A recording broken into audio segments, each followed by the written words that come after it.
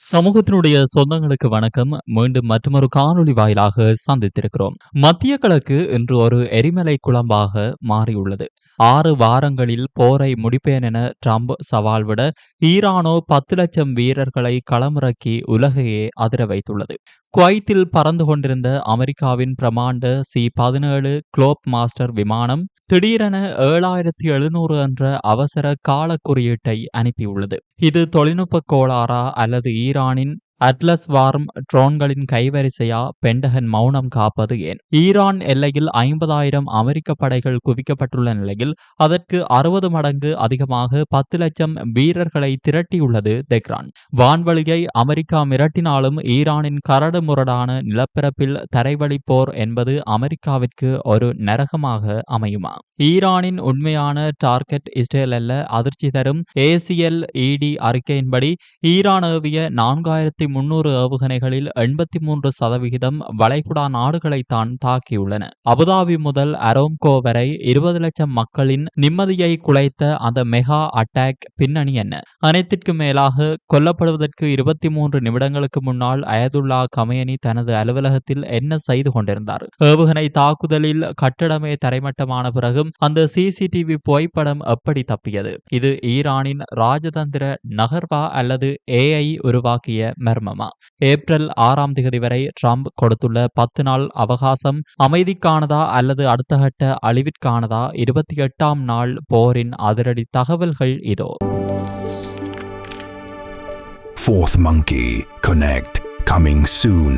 ஈரானை மையமாக கொண்டு அமெரிக்கா மற்றும் இஸ்ரேல் முன்னெடுத்து வரும் போர் 28வது நாளை எட்டியுள்ள நிலையில் மத்திய கிழக்கில் நிலவும் பதற்றம் மேலும் உச்சத்தை எட்டியுள்ளது. ஒருபுறம் அமைதி பேச்சுவார்த்தைகள் மிகவும் நன்றாக நடைபெற்று வருவதாக அமெரிக்க அதிபர் டொனால்ட் ட்ரம்ப் கூறியுள்ள நிலையில், மறுபுறம் ஈரான் அந்த கூற்றை நிராகரித்து தரையில் தொடர்ந்து நடைபெறும் தாக்குதல்களையே உண்மையான நிலைமை என வலியுறுத்தியுள்ளது. பேச்சுவார்த்தை முன்னேற்றத்தை காரணம் காட்டி ஈரானின் எரிசக்தி உள்கட்டமைப்புகள் மீது திட்டமிடப்பட்ட தாக்குதல்களை ட்ரம்ப் 10 நாட்களுக்கு ஒத்திவைத்துள்ளார். இந்த முடிவு ஏப்ரல் 6 வரை அமலில் இருக்கும் என அறிவிக்கப்பட்டுள்ளது. ஆனால் அமெரிக்காவின் இந்த முன்மொழிவை ஒருதலைபட்சமானது மற்றும் நியாயமற்றது என ஈரான் கடுமையாக விமர்சித்துள்ளது. மேலும் தங்களின் 5 முக்கிய கோரிக்கைகள் பேச்சுவார்த்தைக்கு உட்படாதவை எனவும் தெஹ்ரான் தெளிவுபடுத்தியுள்ளது. இதே நேரத்தில் தரையில் மோதல்கள் எவ்வித தளர்வும் இல்லாமல் தொடர்கின்றன. அமெரிக்கா மற்றும் இஸ்ரேலிய படைகள் ஈரானின் பல நகரங்களை குறிவைத்து தாக்குதல்களை தீவிரப்படுத்தியுள்ளன.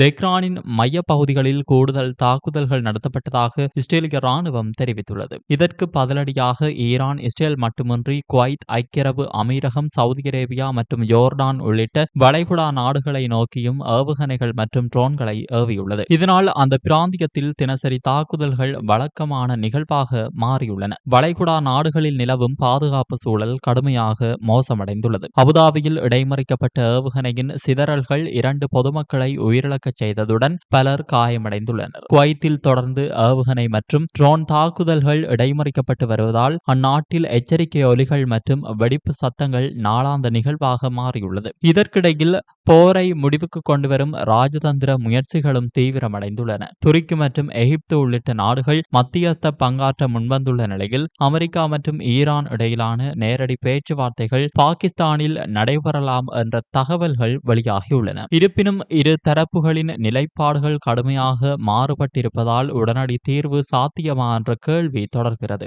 அமெரிக்காவிலும் இந்த போர் அரசியல் மற்றும் இராணுவ அழுத்தத்தை அதிகரித்துள்ளது. ஆயுத விநியோகத்தில் ஏற்பட்டுள்ள நெருக்கடி காரணமாக பிற பிராந்தியங்களுக்கு ஒதுக்கப்பட்ட பாதுகாப்பு வளையங்களை மத்திய கிழக்கிற்கு மாற்றும் திட்டம் பரிசீலனையில் உள்ளது. மேலும் அதிகரித்து வரும் எரிபொருள் விலைகள் உள்நாட்டு அதிருப்தியை ஏற்படுத்தியுள்ளதுடன் ட்ரம்பின் போர் கையாளும் முறைக்கு எதிராக பொதுமக்கள் ஆதரவு குறைந்து வருவதாக கருத்து கணிப்புகள் தெரிவிக்கின்றன. இஸ்ரேலிலும் நிலைமை பதற்றமாகவே உள்ளது. லெபனானில் ஹிஸ்புல்லாவுடன் மோதல் தீவிரமடைந்துள்ள நிலையில் அங்கு கூடுதல் படைகளை அனுப்ப வேண்டிய கட்டாயம் ஏற்பட்டுள்ளதாக இஸ்ரேல் ராணுவம் தெரிவித்துள்ளது. இதேவேளை இஸ்ரேலின் எதிர்க்கட்சி தலைவர் ஜாயிர் லாபிட் அரசாங்கத்தின் போர் வியூகம் நாட்டை பாதுகாப்பு பேரழிவிற்கு எட்டிச் செல்கிறது என கடுமையாக விமர்சித்துள்ளார். லெபனான், ஈராக் மற்றும் ஜெர்மன் பகுதிகளிலும் மோதல் பரவியுள்ளது. பெய்ரூட்டில் குண்டுவெடிப்புகள் தொடர்ந்து இடம்பெற்று வருகின்றன. ஈராக்கில் அமெரிக்க தாக்குதல்களில் பலர் உயிரிழந்துள்ளதாக தகவல்கள் தெரிவிக்கின்றன. ஹோர்முஸ் ஜலசந்தி மூடப்பட்டுள்ளதன் தாக்கமாக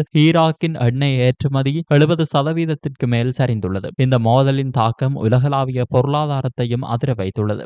எண்ணெய் சந்தைகள் சீர்குலைந்து வரும் நிலையில் உலக வங்கி அவசர நிதியுதவிக்கு தயாராக இருப்பதாக அறிவித்துள்ளது. எரிசக்தி நெருக்கடியை சமாளிக்க சில நாடுகள் மாற்று எண்ணெய் ஆதாரங்களை நாடத் தொடங்கியுள்ளன. மொத்தத்தில் 28வது நாளை எட்டியுள்ள இந்த போர் பேச்சுவார்த்தை சைகைகள் இருந்த போதிலும் தரையில் எந்தவித தளர்வும் இல்லாமல் தொடர்கிறது. அரசியல் மற்றும் இராணுவ அழுத்தங்கள் இணைந்து அதிகரித்து வரும் நிலையில் இந்த மோதல் இன்னும் நீண்ட காலம் நீடிக்கும் அபாயம் அதிகரித்து வருவதாக நிபுணர்கள் எச்சரிக்கின்றனர். அமெரிக்கா மற்றும் ஈரான் தங்களது தரைப்படை பலத்தை தீவிரமாக அதிகரித்து வருகின்றன. இது ஒரு நீண்டகால போருக்கான அறிகுறியா அல்லது அமெரிக்காவின் விரைவான வெற்றியா என்ற கேள்வி எழுந்துள்ளது. அமெரிக்காவின் படை பலம் தொடர்பாக கசிந்துள்ள உளவுத்துறை அறிக்கைகளின்படி ஏற்கனவே 7000 அமெரிக்க படைகள் நிலைநிறுத்தப்பட்டுள்ளன. புதிதாக 17,000 முதல் 20,000 வீரர்கள் வரை வளைகுடா நாடுகளுக்கு அனுப்பப்பட்டுள்ளனர். விமானம் தாங்கி கப்பல்கள் மற்றும் பிராந்திய தளங்களில் உள்ள வீரர்களையும் சேர்த்தால் அமெரிக்க படை பலம் 50,000 நெருங்குகிறது.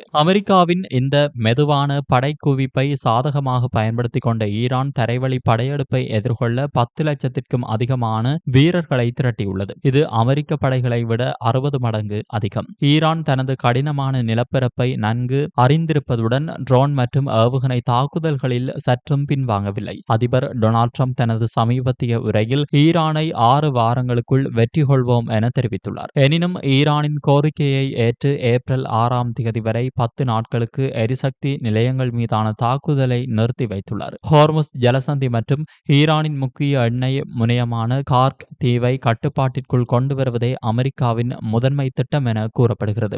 அமெரிக்கா வான்வழியே ஆதிக்கம் செலுத்தினாலும் 10 லட்சம் வீரர்களை கொண்ட ஈரானிய தரைப்படையை தோற்கடிப்பது அவ்வளவு எளிதல்ல என பாதுகாப்பு நிபுணர்கள் எச்சரிக்கின்றனர். அமெரிக்காவிற்கு இது மற்றொரு வியட்நாம் அல்லது ஆப்கானிஸ்தான் போன்ற நீண்டகால போராட்டமாக அமையுமா என்பது இன்னும் சில நாட்களில் தெரிந்துவிடும்.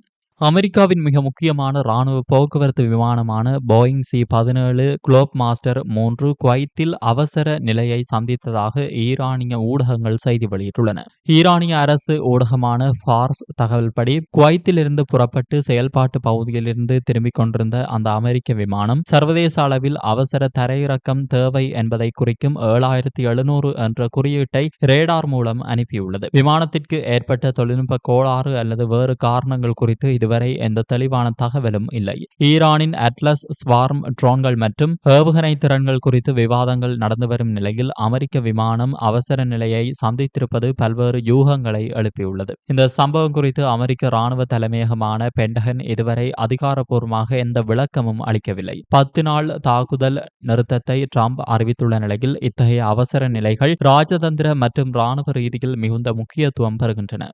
மத்திய கிழக்கில் நடைபெற்று வரும் போரில் ஈரான் தனது தாக்குதல் வியூகத்தை இஸ்ரேலை விட வளைகுடா நாடுகள் பக்கமே அதிகம் திருப்பியுள்ளது. கடந்த ஒரு மாதத்தில் மட்டும் வளைகுடா நாடுகள் சந்தித்துள்ள தாக்குதல்கள் குறித்த திடுக்கிடும் தகவல்கள் வெளியாகியுள்ளன. அதிர்ச்சி தர புள்ளி விவரங்கள் ACLED தரவுகளின்படி பிப்ரவரி 28 முதல் ஈரான் மொத்தம் ஏவிய ஏவுகணைகள் மற்றும் ட்ரோன்களில் 83% வளைகுடா நாடுகளையே குறிவைத்துள்ளன. ஈரான் இஸ்ரேல் மீது 930 ஏவுகணைகளை மட்டுமே ஏவியுள்ள நிலையில் வளைகுடா நாடுகள் மீது 4300க்கும் மேற்பட்ட ஏவுகணைகளை ஏவி தீர்த்துள்ளது. ஐக்கிய அரபு அமீரகம் மீது மட்டும் 1815 ட்ரோன்களும் 372 ஏவுகணைகளும் ஏவப்பட்டுள்ளன. இதனால் சுமார் 20 லட்சம் மக்கள் பாதிக்கப்பட்டுள்ளதாக தெரிய வந்துள்ளது. பேச்சுவார்த்தைகள் ஒருபுறம் நடந்தாலும் வளைகுடா நாடுகளின் முதுகெலும்பான எரிசக்தி துறையை ஈரான் குறிவைத்துள்ளது. ராஸ் லாஃபான் தொழிற்பேட்டை மீது நடத்தப்பட்ட தாக்குதலால் ஆண்டுக்கு $20 பில்லியன் மதிப்புள்ள LNG ஏற்றுமதி பாதிக்கப்பட்டுள்ளது. ஹப்சான் எரிவாயு வயல் மீதான தாக்குதலால் ஒரு வாரம் உற்பத்தி நிறுத்தப்பட்டுள்ளது. அராம்கோ